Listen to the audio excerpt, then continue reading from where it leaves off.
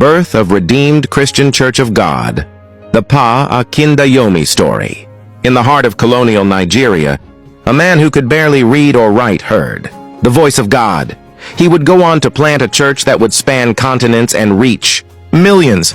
This is the story of a humble prophet, Josiah Akindayomi, and the birth of the Redeemed Christian Church of God. Josiah Olufemi Akindayomi was born in 1909 in Ondo State, Nigeria. His early life was shaped by traditional Yoruba religion, and his family was deeply involved in idol worship. Yet even as a child, there was something different about him. He was spiritually curious and restless, always searching for something deeper. As a young boy, Josiah fell dangerously ill.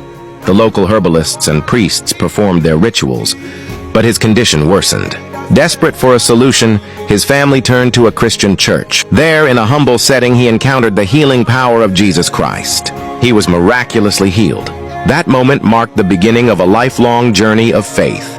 In his 20s, Josiah joined the Cherubim and Seraphim movement, a spiritual Christian group known for fervent prayers and holiness. He learned to seek God through prayer and fasting. Still, something in his heart yearned for more, a deeper truth, clearer doctrine, and direct communion with God. Though he was illiterate, God began to speak to him directly. He couldn't read the Bible, but he memorized long passages as they were read aloud. He spent long hours alone in prayer, often fasting for days. In 1947, God gave him a clear and life-altering instruction: separate yourself. I will build my own church through you. In obedience to that divine call, Josiah Akindayomi stepped away from the Cherubim and Seraphim movement. In 1952, in a small house located at 9 Willoughby Street, Ebute Metta, Lagos, he began a fellowship that would later be named the Redeemed Christian Church of God. The early days were simple: no money, no fame, no large crowd. Just passionate prayer, heartfelt worship, and unshakable faith. The message was clear: holiness, total obedience to God, and the pursuit of righteousness. Miracles began to happen. People were delivered from demons. The sick were healed. Broken lives were restored. God gave him a divine covenant that Rccg would spread to the ends of the earth and would still be standing when Jesus returns. This covenant would become the foundation of the church's mission and expansion. Akindayomi's leadership was not about charisma or eloquence, but deep intimacy with God and total obedience. During the 1960s and 70s, Rccg began to grow gradually but steadily. Though Akindayomi never sought the spotlight, stories of his prophetic accuracy spread across Lagos and beyond. He would call people by name whom he had never met and reveal things only God could have shown him. Many feared and revered him, not for his power, but for the holiness he carried. In 1973, a turning point came.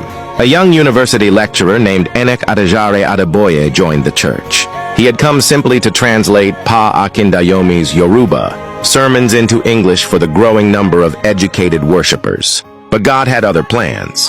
Despite his limited education, Akindayomi discerned the call of God upon Adeboye's life. God told him clearly that this young man would one day succeed him as the general overseer of the church. Obeying God's voice, he wrote Pastor Adeboye's name down and sealed it in an envelope. When Akindayomi died in 1980, the church leaders opened the envelope and found the name of Enoch Adeboye. Many were surprised. Adeboye was young. He had only joined the church 7 years earlier. But the decision had already been made in heaven.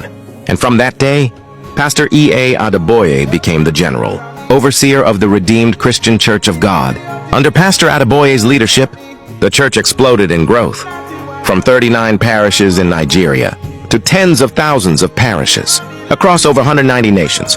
Today, Rccg has become one of the largest Pentecostal movements in the world. But none of it would have been possible without the obedience of one man, Josiah Akindayomi. He never wrote a book. He never traveled abroad. He never went to school. But he gave God everything. His life was a living altar of sacrifice and intercession. He laid the spiritual foundation for generations to come. Akindayomi reminds us that the measure of a life is not in education, status, or wealth, but in obedience to God. He was a man who walked in the fear of God, listened to his voice, and never turned back. Today, the Redeemed Christian Church of God continues to fulfill the covenant. God made with a barefoot prophet in Ebute Metta, a covenant of revival, of holiness, and of global evangelism. This is not just history, it is prophecy still unfolding. This is the story of Pa Josiah Akindayomi and the birth of the redeemed Christian Church of God.